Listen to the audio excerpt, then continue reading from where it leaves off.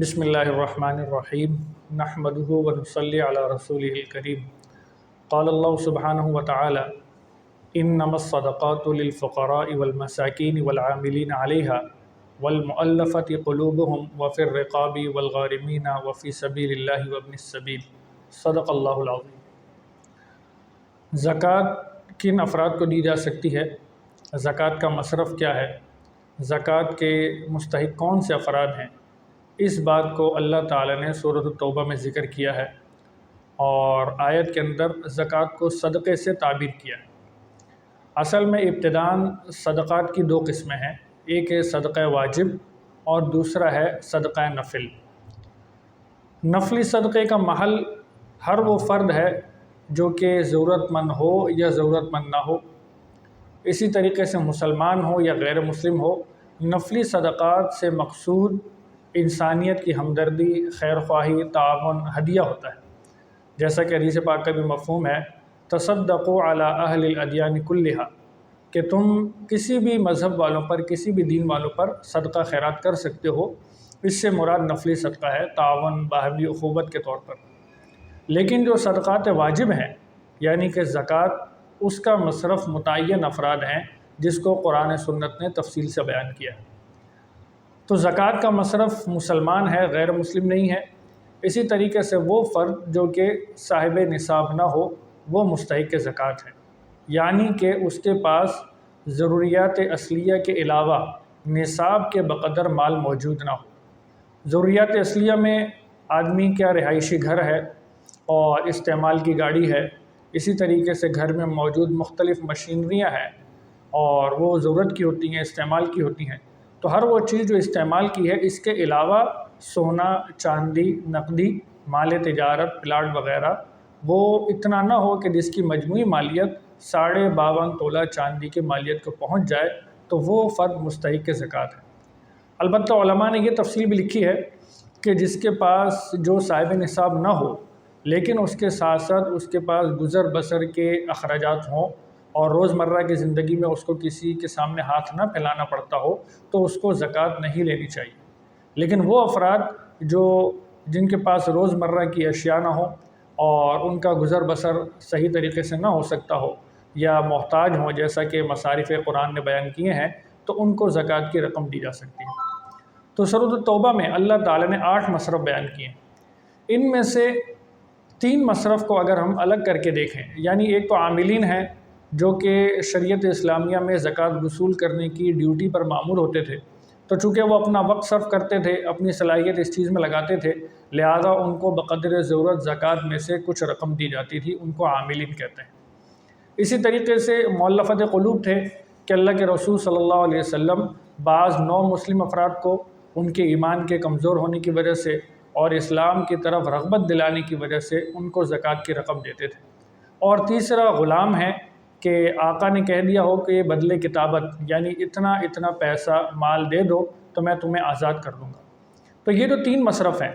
عاملین ہیں، غلام ہیں اور اس کے ساتھ ساتھ مؤلفۃ قلوبہم، مؤلفۃ قلوب جو ہیں،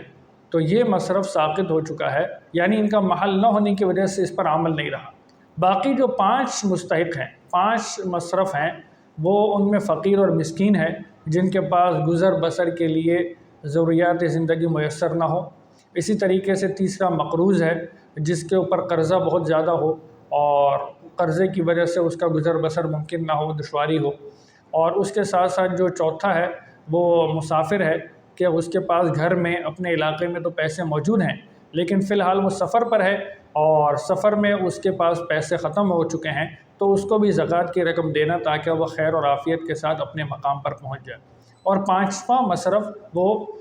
فی سبیل اللہ، اللہ کے راستے میں جد و جہد کرنے والے مجاہدین ہیں، علماء ہیں، طلباء ہیں، اور جو اللہ کے راستے میں احیاء دین کے لیے نکلے ہوئے ہوں، ان کے لیے مالی تعاون کرنا، زکوٰۃ کی رقم دینا، ان کو بھی جائز ہے۔ تو 3 مصارف وہ ہیں جو محل کے نہ ہونے کی وجہ سے فی الحال ساقط ہیں، لیکن باقی جو 5 مصرف ہیں ان کا بھی خلاصہ یہی بنتا ہے کہ جن کے پاس ضروریات اصلیہ کے علاوہ باقی سونا، چاندی، نقدی مال تجارت 52.5 تولہ چاندی کی مالیت کے برابر نہ ہو تو وہ مستحق زکوٰۃ ہیں اور ان کو زکوٰۃ کی رقم دی جا سکتی ہے۔ اسی طرح زکوٰۃ کی رقم مالکانہ حقوق کے ساتھ باقاعدہ قبضے کے ساتھ دی جائے، بغیر کسی اجرت کے، بغیر کسی خدمت اور بغیر کسی سروس کے عوض کے۔ یعنی مثال کے طور پر ایک آدمی ہے جو کہ ملازمت کرتا ہے اور اس کو مہینے کی تنخواہ ملتی ہے اور سال کے آخر میں ایک بونس بھی ملتا ہے، تو اگر جو مالک ہے جس نے اس کو ملازم کے طور پر رکھا ہوا ہے، وہ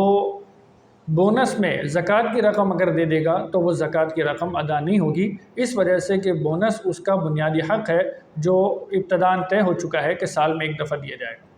تو زکوٰۃ کی رقم مالکانہ حقوق کے ساتھ دی جائے، قبضے کے ساتھ دی جائے، اور اسی طریقے سے کسی خدمت اور سروس کے عوض میں نہ دی جائے۔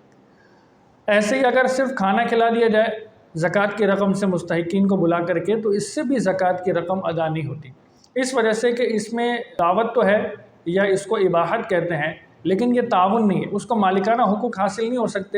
نہیں ہوتے کہ وہ اس کو کسی بھی مصرف میں استعمال کر لے۔ اس لیے زکوٰۃ کی رقم مالکانہ حقوق کے ساتھ دی جائے اور قبضے کے ساتھ دی جائے۔ ایسے ہی زکوٰۃ کن افراد کو نہیں دی جا سکتی؟ تو سید اور ہاشمیوں کو زکوٰۃ نہیں دی جا سکتی، اس وجہ سے کہ ان کی رسول اللہ صلی اللہ علیہ وسلم سے قرابت ہے، اور آپ علیہ السلام کی عقیدت اور محبت کی وجہ سے ہم ان کو زکوٰۃ کی رقم نہیں دیں گے، اس وجہ سے کہ زکوٰۃ کو لوگوں کی مال اور جائیداد کا میل کچیل کہا گیا ہے۔ لہذا اگر کہیں کوئی سید اور ہاشمی خاندان سے ہوں اور وہ مستحق ہوں تو اپنے ذاتی مال سے اور صدقات واجبہ یعنی زکوٰۃ وغیرہ کے علاوہ سے ان کا تعاون کرنا چاہیے رسول اللہ صلی اللہ علیہ وسلم کی عقیدت اور محبت میں۔ اور سید اور ہاشمی کہتے ہیں کہ جو آل علی، آل عقیل، آل جعفر، آل حارث بن عبد المطلب اور آل عباس ہیں، یعنی ان 5 افراد کی اولاد اور نسل سے جو ہیں وہ سید اور ہاشمی کہلاتے ہیں۔ اسی طریقے سے زکوٰۃ کی رقم والدین کو، دادا دادی، نانا نانی کو نہیں دی جا سکتی، اپنی اولاد اور اولاد کی اولاد کو بھی زکوٰۃ کی رقم نہیں دی جا سکتی۔ اسی طرح شوہر بیوی کو دے دے اور بیوی جو ہے وہ شوہر کو زکوٰۃ کی رقم دے دے، تو اس طرح بھی رقم دینا جائز نہیں ہے، اس وجہ سے کہ یہ گھر ہی کے افراد ہیں تو زکوٰۃ گھر سے باہر نہیں جائے گی، اور یہ ایسے ہی تصور ہوگا کہ جیسے آدمی نے زکوٰۃ کی رقم ایک جیب سے نکال کر دوسری جیب میں ڈال دی، تو اس طریقے سے یہ زکوٰۃ کی رقم جو ہے وہ ادا نہیں ہوگی۔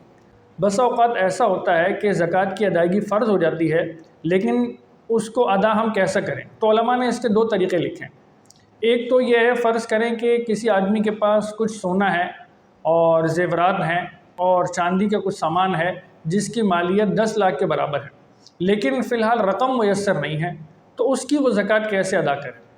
تو ایک تو یہ ہے کہ جو زیور ہے، سونے کے سیٹ وغیرہ ہیں، ان میں سے کوئی چیز جو کہ 25,000 کی مالیت کے برابر ہو وہ نکال دی جائے، یا اگر وہ اس سے زیادہ مہنگی ہو، مثال کے طور پر 10 لاکھ کے اوپر 25,000 روپے زکوٰۃ بنتی ہے، اور سونے کا ایک لاکٹ ہے جس کی مالیت 40,000 کے برابر ہے، تو اس صورت میں وہ اگر رقم میسر نہیں ہے تو وہ لاکٹ زکوٰۃ میں دے دیا جائے، اور 25,000 روپے فی الحال زکوٰۃ ادا ہو جائے گی، اور باقی جو 15,000 روپے ہیں اس کے لیے آئندہ سال کی نیت کر لیں، اور جب آئندہ سال آئے گا تو اس صورت میں دیکھ لیں کہ وہی زکوٰۃ بنتی ہے یا زائد بنتی ہے، تو بہرحال اس کو پلس مائنس کر کے اس میں حساب کتاب برابر کر لیں۔ یا پھر یہ ہے کہ اگر فی الحال رقم میسر نہیں ہے تو ایسا بھی کیا جا سکتا ہے کہ آدمی زکوٰۃ کا حساب کتاب تو کر لے، لیکن پھر ہر مہینے کچھ رقم نکالتے رہیں، لیکن اس میں زیادہ تاخیر نہ کریں، اور جلد از جلد زکوٰۃ کی رقم نکالنے کی کوشش کریں۔ اسی طریقے سے زکوٰۃ کی رقم فلاحی اداروں کو دینا، اور ایسی تنظیموں کو جو کہ لوگوں کی بنیادی ضروریات کو پوری کرتی ہوں، علاج معالجہ کرتی ہیں، یا اس کے علاوہ تعلیمی میدان میں وہ لوگوں کے تعاون اور کفالت کرتی ہیں، تو یاد رکھیں اس کے لیے ضروری ہے کہ ان کو زکوٰۃ کے مسائل کا بنیادی علم ہو، یا اس ادارے کے پاس، اس ٹرسٹ کے پاس کوئی ایسی علماء بورڈ ہو یا علماء کی طرف سے ان کے پاس ایڈوائز ہو جس کی وجہ سے ان کو زکوٰۃ کی رقم صحیح مصرف میں استعمال ہو رہی ہے یا نہیں ہو رہی، یہ بات یقینی ہو جائے۔ اسی طریقے سے دینی مدارس دینیہ ہیں جو کہ زکوٰۃ کی رقم کے مستحق ہیں، اور ان کو زکوٰۃ کی رقم دینے میں دوہرا ثواب ہے، ایک تو زکوٰۃ کی ادائیگی کا اور دوسرا احیاء دین کا۔ اس وجہ سے کہ علماء نے لکھا ہے کہ زکوٰۃ کی رقم دے دی جائے ضرورت کے لیے تو اس سے آدمی کی وقتی ضرورت پوری ہو جاتی ہے، بہت اچھی بات ہے، لیکن اس کے ساتھ ساتھ ایسے مصرف میں استعمال کرنا کہ وہ زکوٰۃ کی رقم استعمال تو ہو جائے لیکن وہ آپ کے لیے صدقہ جاریہ بن جائے، اور اس کا ثواب اور اس کا عوض نیکی کی صورت میں، برکت کی صورت میں آپ کے پاس آتا رہے۔ اس سلسلے میں مدارس دینیہ زکوٰۃ کی رقم کے بہترین مستحق ہیں، اور اس کے ساتھ ساتھ اپنے خاندان میں جو افراد مستحق ہوں ان کو بھی زکوٰۃ کی رقم دینی چاہیے۔ آدمی جو ہے اپنے بھائی کو اگر وہ مستحق زکوٰۃ ہو اور ذاتی مال اس کے پاس گنجائش نہ ہو، زکوٰۃ کی رقم دے سکتا ہے، بہن کو دے سکتا ہے۔ اسی طرح چچا اور پھپھو کو، خالہ اور ماموں وغیرہ کو بھی زکوٰۃ کی رقم دی جا سکتی ہے اگر وہ مستحق زکوٰۃ ہوں، بلکہ اس میں تو دوہرا ثواب ہے، ایک صلہ رحمی کا ہے، قرابت داری کا ہے، اور دوسرا زکوٰۃ کی ادائیگی کا ہے۔ تو یہ وہ کچھ بنیادی باتیں ہیں جو زکوٰۃ کے مصرف اور مستحقین کے بارے میں عرض کر دی گئی۔ وآخر دعوانا الحمدللہ رب العالمین۔